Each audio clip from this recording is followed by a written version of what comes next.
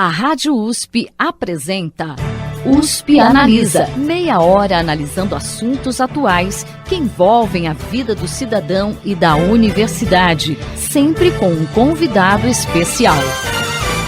USP Analisa.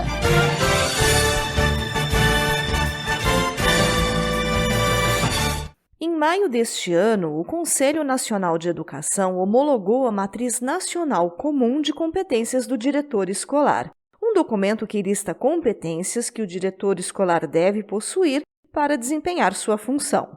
Mas, afinal, quais competências são essas? E de que forma esse profissional pode interferir na qualidade do ensino? Para falar sobre esse tema e também sobre o curso Políticas Públicas e a Qualidade da Educação, promovido pela Cátedra Sérgio Henrique Ferreira, do Instituto de Estudos Avançados Polo Ribeirão Preto da USP, o USP Analisa conversa com o titular da cátedra, o professor Mozart Neves Ramos. Seja muito bem-vindo ao USP Analisa, professor.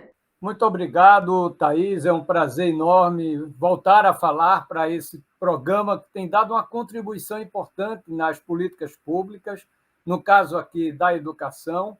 Professor, qual a importância do diretor dentro do contexto escolar? Ele tem um papel restrito apenas à gestão administrativa ou a atuação dele tem também impacto no contexto pedagógico? Como você disse, tive o privilégio de ser o relator dessa importante matéria no Conselho Nacional de Educação, que são as novas competências do diretor escolar. A grande e primeira questão que se coloca é por quê?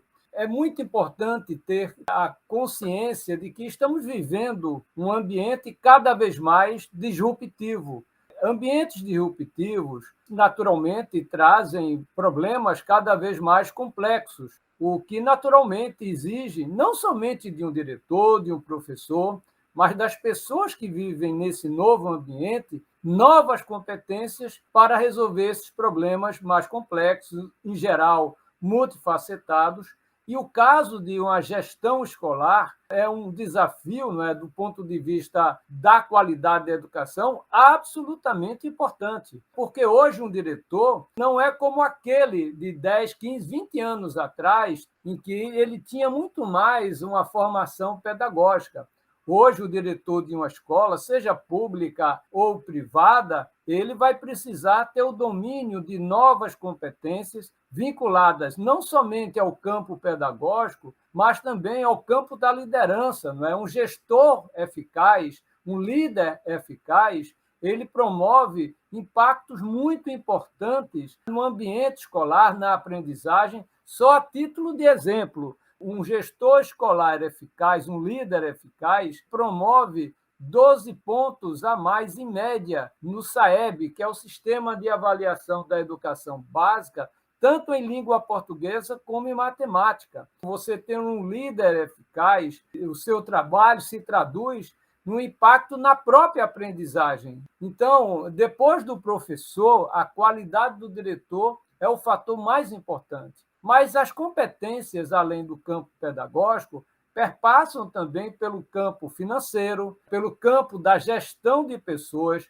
Hoje, gerir pessoas é uma das tarefas mais difíceis, mais complexas no cenário que nós estamos vivendo. Eu tenho dado palestras para escolas públicas, privadas, e quando falo para diretores dessas escolas, eles comentam com muita frequência que um dos grandes desafios hoje, isso principalmente é na escola privada, que é exatamente os grupos de WhatsApp dos pais. É uma tarefa extremamente complexa, porque muitas vezes esses grupos que se formam é muito mais, às vezes, para tecer críticas e não colaborar com o desenvolvimento da escola. Então, isso exige, muitas vezes, que o diretor tenha capacidade, competência para se antecipar a esses cenários, trazer as famílias, os pais, para o ambiente escolar e fazer um trabalho integrado com as famílias. Agora mesmo, na pandemia, os dados são muito claros, mostraram que aquelas escolas que trabalharam com a boa comunicação, com transparência com as famílias,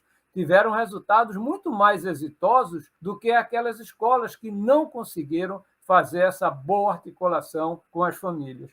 Portanto, hoje, um diretor vai precisar ter competências que sejam capazes de dialogar com as questões pedagógicas, com as questões contábeis financeiras, com a questão da gestão das pessoas, com as novas tecnologias e comunicação.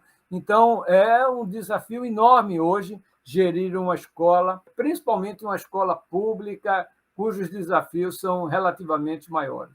Você foi relator da resolução do Conselho Nacional de Educação que instituiu a Matriz Nacional Comum de Competências do Diretor Escolar. Conta pra gente um pouquinho como foram as discussões que levaram à construção desse documento. Normalmente, todo parecer, toda resolução do Conselho Nacional de Educação traz consigo esse debate, essa construção, uma série de reuniões, uma série de discussões públicas abertas com os diferentes atores da educação.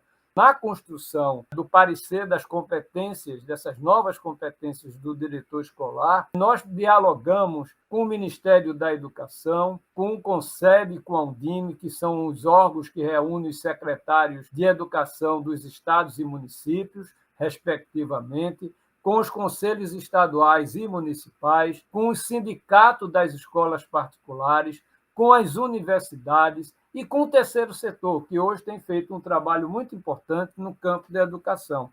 E todo esse trabalho foi construído de tal maneira que pudéssemos elaborar um parecer que fosse capaz de atender à diversidade que hoje nós temos de escolas. O Brasil é um país de tamanho continental, com muitas desigualdades. Então, como construir essas competências e atribuições que o diretor deve possuir e desenvolver num país de tamanho continental como o Brasil? E fruto dessa discussão, que durou mais de 5 meses, a partir de um documento, inclusive, é importante salientar, que foi encaminhado pelo próprio Ministério da Educação, que serviu de ponto de partida para todo esse trabalho no Conselho Nacional, foi possível construir aquilo que nós chamamos de mandatório, ou seja, que deve ser comum a todas as redes de ensino e sistemas de ensino. Portanto, nós conseguimos estabelecer 10 competências gerais que todos os diretores devem desenvolver, né?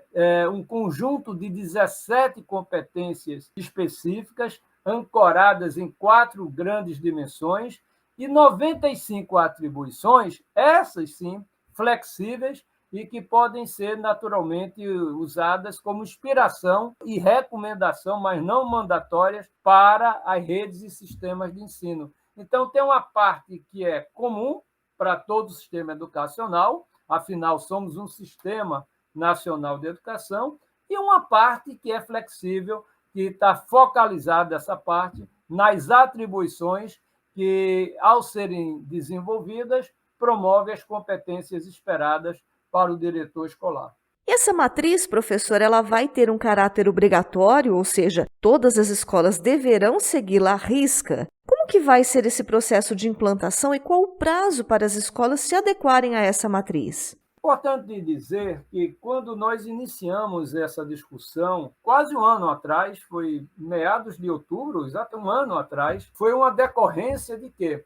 O Brasil tinha já uma Base Nacional Comum Curricular, a BNCC, que é uma espécie de bússola curricular que todos os estudantes da educação básica precisam desenvolver ao longo de todo o processo da sua formação. Com base nisso, nós desenvolvemos a Base Nacional Comum da Formação Docente, tanto a formação inicial como continuada. Consequentemente, precisávamos ter a Base Nacional Comum das Competências do diretor escolar. E aí, o MEC tinha todo o interesse de ter essa matriz para poder implementar nos sistemas e redes de ensino. E, ao fazer e ter essas concepções já ditas anteriormente, de competências gerais e competências específicas, as duas são, naturalmente, são 10 competências gerais e 17 específicas. Então, essas são comuns a todo o sistema e a toda a rede de ensino no Brasil. Então, precisa ser, portanto, implementada pelas escolas brasileiras. Entretanto, o nosso trabalho ainda está precisando da assinatura, da homologação por parte do ministro da Educação. Então, estamos aguardando, já tem alguns meses que está no gabinete do ministro, esperando essa homologação. Após, sim, essa homologação ocorrer, vem a publicação no Diário Oficial e, consequentemente, a partir desse momento, as escolas terão um norte para implementar as competências do diretor escolar para esse novo ambiente tão caracterizado, tão forte de disrupção, né, de problemas mais complexos, né, e que a escola precisa naturalmente se adequar a esse novo modelo de sociedade. Bom, a gente teve algumas críticas que foram feitas a essa matriz. Foi o caso da Associação Nacional de Política e Administração da Educação. Entre as críticas que essa entidade fez está de que o documento poderia impor um modelo idealizado e individualizado de diretor escolar que não consideraria as condições de trabalho vigentes na escola. Qual a sua avaliação dessas críticas? Olha, essas críticas que vêm da ANFOP, ANPED, já vieram desde da BNCC. Né? Eles sempre tiveram um posicionamento contrário à base original de tudo isso, que foi a Base Nacional Comum Curricular. Tudo que decorre da BNCC recebe críticas dessas duas entidades e daquelas outras que têm uma vinculação com a área da educação, da pós-graduação. São críticas que decorrem muitas vezes do fato de que eles não concordam com o conceito de competências, diferentemente do que nós acreditamos. Mas nós não impusemos. Né? Esse documento, como eu disse, ele foi construído com os organismos públicos, com as secretarias de educação, tanto dos municípios como dos estados, com os conselhos estaduais e municipais, com as universidades, licenciaturas de uma maneira geral, e também com o terceiro setor, com as escolas particulares, com o Sindicato das Escolas Particulares, o FENEP, que deu uma grande contribuição para esse documento. Então, nós não criamos do nada. Na verdade, é um documento que decorre de um conceito de educação para o século XXI. Naturalmente, eu respeito, mas não concordo. A crítica decorre do fato de que a questão de competências é algo que não está dentro do portfólio, vamos dizer assim, da agenda da ANPED, da ANFOP, mas não dá para viver num cenário disruptivo de problemas complexos sem desenvolver essas novas competências que são fundamentais para um gestor escolar, para um professor, de tal maneira que os alunos que são egressos das nossas escolas estejam preparados para o mundo do trabalho nesse novo cenário tão disruptivo, como eu disse, como o que nós estamos vivendo. Em algumas cidades brasileiras, ainda vemos que a escolha do diretor escolar é pautada por razões políticas. Que problemas esse tipo de seleção pode acabar trazendo para as escolas? Olha, esse mundo que nós estamos falando é um mundo que não comporta de forma nenhuma mais esse modelo de indicação política de diretor escolar. Inclusive, isso vai contra o que está posto no próprio Plano Nacional de Educação, na sua meta 19, que é a escola democrática, uma escola que vai privilegiar um diretor com a formação compatível com esse novo ambiente que nós estamos aqui nos referindo, que vai ter que trabalhar com metas, com resultados, vai ter que trabalhar mais com as famílias, vai ter que ser um líder capaz de motivar professores para a sua formação ao longo da vida, vai ter que criar um ambiente de paz nas escolas. Então, não dá mais para você estar indicando o diretor simplesmente porque alguém é amigo do prefeito ou votou no prefeito ou no governador. Eu tive a felicidade, quando eu fui secretário de Educação do Estado de Pernambuco, eu estou me referindo ao período de 2003 a 2006, que quando lá cheguei, já não comportava mais esse tipo de indicação política. O governador Jarbas Vasconcelos, ele toma uma decisão importante de que os diretores deveriam ser efetivados mediante concurso e uma eleição nas escolas. Então, isso dando legitimidade, mas, ao mesmo tempo, dando responsabilidades ao diretor. E quando eu chego, então, eu trabalho dentro de uma linha de contrato de gestão, que era trabalhar com base em metas e resultados. Então, a profissionalização da gestão do diretor escolar hoje é absolutamente importante para o enfrentamento, né, das complexidades atuais no campo da educação e no campo social que nós estamos vivendo. Portanto, é totalmente descabido, hoje, viver no século XXI, indicar ainda o diretor escolar por uma razão política e não razão técnica. Isso deveria, inclusive, ser mais visto, não é, até pelos órgãos de controle, porque quando a gente fala que gastar o dinheiro público, eu sempre costumo dizer o seguinte: gastar o dinheiro público corretamente, contabilmente falando, não é nenhum mérito, é obrigação do gestor. Agora, gastar com impacto na aprendizagem, nos resultados, aí é um mérito do gestor. E, para isso, você tem que ser um gestor preparado para os desafios atuais e futuros da educação.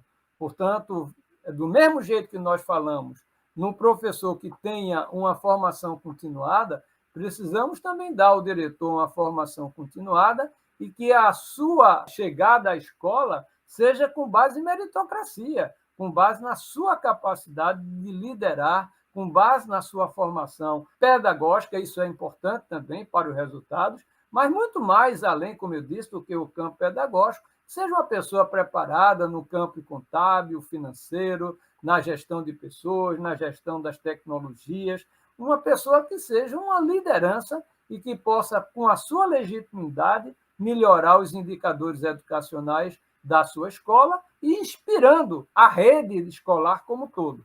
Então, é absolutamente incabível, hoje, no século XXI, ainda nos depararmos, infelizmente ainda temos, muitos municípios no Brasil que ainda fazem a indicação do diretor com base em aspectos meramente políticos. Professor, tem uma frase que o senhor gosta muito de usar em suas palestras e entrevistas, que o Brasil precisa aprender com o Brasil. Dentro desse contexto, que experiências positivas com uma maior profissionalização dos diretores em cidades brasileiras o senhor poderia citar? Eu sei que o senhor falou um pouquinho da sua experiência como secretário, mas tem algum outro exemplo positivo que o senhor se lembra para citar?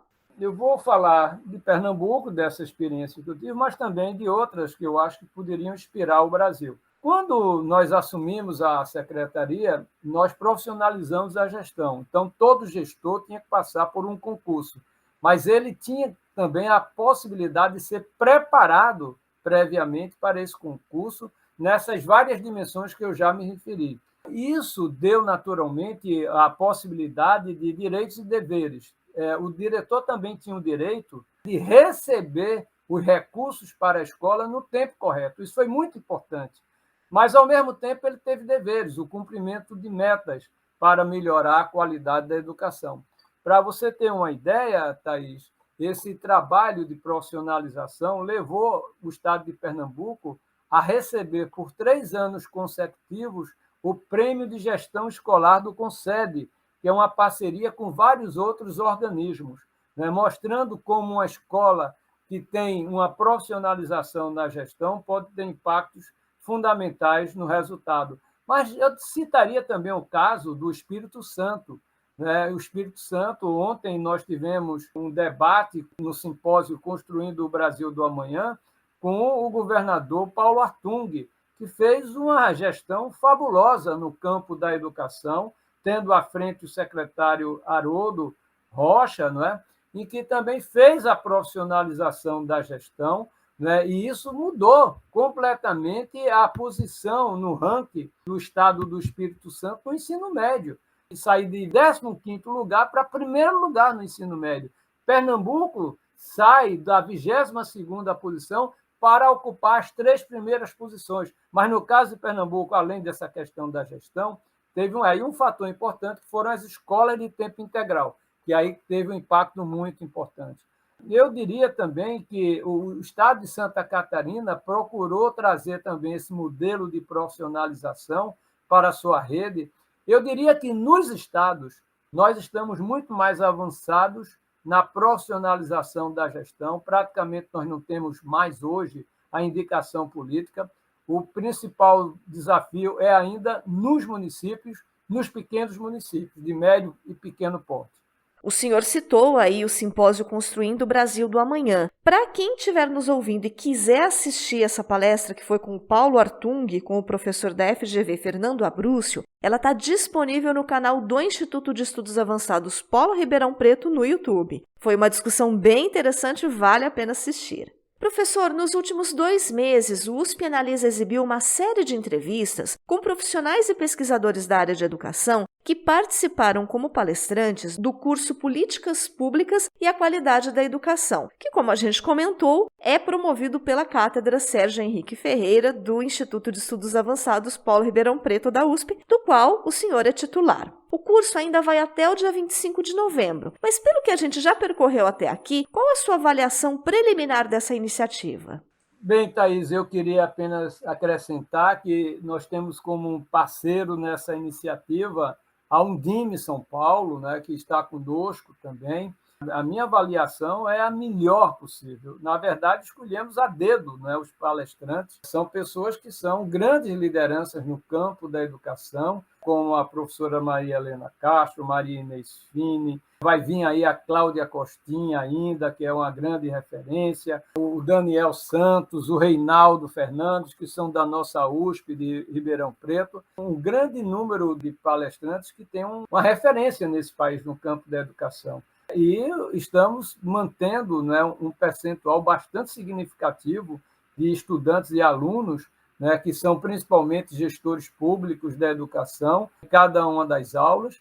Então, a minha esperança é que esse curso possa não somente ser concluído na perspectiva de melhorar a qualidade do trabalho realizado nas secretarias, principalmente são secretarias municipais de educação, e de todo o Brasil, isso é muito importante, mas possa também nos inspirar para novos cursos, novas iniciativas que possam, de alguma maneira, contribuir para melhorar a qualidade da educação. Quando nós assumimos a cátedra, nós colocamos 2 grandes desafios. O primeiro era melhorar a aprendizagem escolar no campo da política pública da educação, nas cidades de médio porte, como também ajudar na redução das desigualdades educacionais.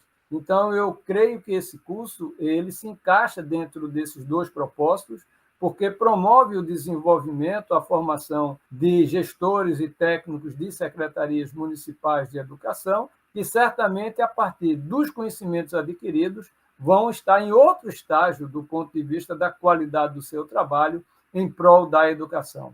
E em relação ao trabalho da cátedra, professor, que balanço o senhor faz desse ano de 2021 e quais são os planos para 2022? Estou bastante animado, eu acho que apesar de... Quando nós iniciamos, há 1 ano e 8 meses atrás, 9 meses, iniciamos presencialmente. Com 2 meses, 3 meses, a gente começou antes mesmo de assumir, a gente já estava fazendo algumas atividades, alguns trabalhos vinculados à mobilização em Ribeirão Preto, com alguns outros agentes locais. Os 2 primeiros meses da cátedra foram presenciais e foram com muitos eventos já realizados em Ribeirão Preto, mas, como tudo, ficamos restritos ao trabalho online, à atividade remota. Mas eu acho que, graças à contribuição, e eu quero citar um time técnico muito bom que nós temos no Instituto de Estudos Avançados do Polo Ribeirão Preto, e com a liderança do nosso professor Antônio Costa, acho que nós conseguimos fazer coisas bastante relevantes para melhorar a educação, inclusive não só com atividades como lives, como webinários, trazendo grandes nomes da educação para discutir problemas vinculados. Naturalmente, a gente procurou focar muito na questão do ensino remoto, na questão da educação híbrida, no retorno ao ensino presencial, ajudando as redes de ensino como tratarem de um ambiente tão complexo em relação à oferta educacional. Mas também nós realizamos trabalhos acadêmicos mostrando como, e foi um trabalho pioneiro, que foi o uso de uma técnica estatística para poder definir um indicador de desigualdade nas redes municipais, né, a partir de um conjunto de indicadores educacionais. Além disso, a partir de parcerias, que esse foi um forte também do nosso trabalho ao longo de 2020, por exemplo, com o IED, nós fizemos o portal que é do Gestão para cidades de médio porte, mas também terminamos ampliando isso para todos os municípios brasileiros. Então, isso foi muito importante, porque traz indicadores confiáveis para a tomada de decisões no campo da educação. Não dá mais para a gente pensar na escola do século XXI, na educação do século XXI, sem levar em conta o trabalho com base em evidências, com base em estudos, acadêmicos e científicos para tomadas de decisões. E vamos estar agora, no dia 18 de outubro, lançando o segundo portal, também em parceria, um portal que é bem mais amplo, que traz indicadores educacionais dos municípios de médio porte, que é o foco da cátedra. São municípios de 100 mil a 500 mil habitantes, trazendo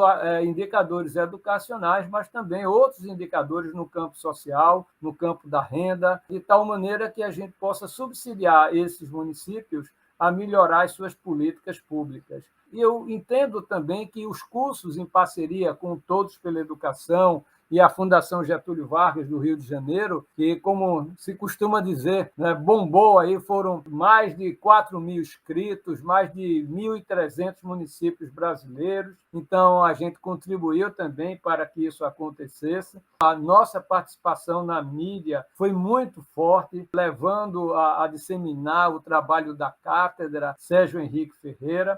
E eu tenho como previsão para 2022 novos projetos aí que já estão em curso. Tem um que, por enquanto, eu prefiro deixar para o momento apropriado, que vai ser uma segunda cátedra, mas não quero entrar em detalhes, que eu acho que vai trazer uma dimensão importante para o trabalho do Instituto de Estudos Avançados, né? Um trabalho que nós realizamos em parceria também. Ou seja, eu vejo 2022 aí com boas perspectivas, com retorno presencial, graças à vacinação, e tenho certeza que outro esforço que nós fizemos, que agora vai começar a ter resultados, que é aglutinar mais a massa crítica, né, que nós temos em Ribeirão Preto.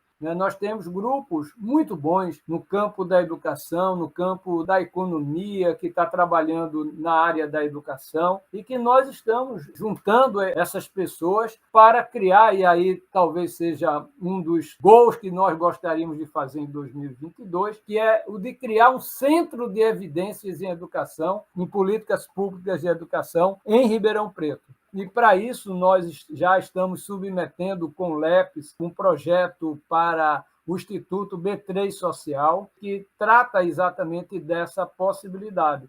Então, estamos trabalhando na busca de novos recursos em programas e projetos que subsidiam trabalhos como o nosso, para que a gente possa ter mais fôlego também no campo financeiro para ampliar as nossas atividades. Bom, infelizmente nosso programa está chegando ao final. Hoje a gente recebeu o professor Mozar Neves Ramos, titular da Cátedra Sérgio Henrique Ferreira do Instituto de Estudos Avançados, Polo Ribeirão Preto da USP. Falamos sobre a Matriz Nacional Comum de Competências do Diretor Escolar, da qual ele foi relator no Conselho Nacional da Educação, e também conversamos sobre o trabalho da cátedra. Professor, muito obrigada pela sua participação aqui conosco. Thaís, sou eu que agradeço. Mais uma vez, parabenizo a USP por essa iniciativa e estarei sempre à disposição. Um grande abraço. Lembrando também que o professor Mozar foi palestrante no curso Políticas Públicas e a Qualidade da Educação Brasileira. Ele falou sobre as competências do diretor escolar e o vídeo você pode assistir na íntegra no canal do IEA-RP no YouTube. O USP Analisa de hoje fica por aqui. Até a próxima semana.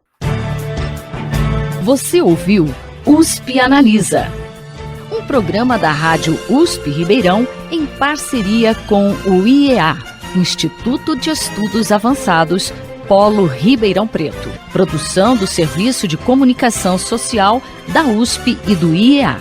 Coordenação, Rosimeire Talamone. Apresentação, Thaís Cardoso.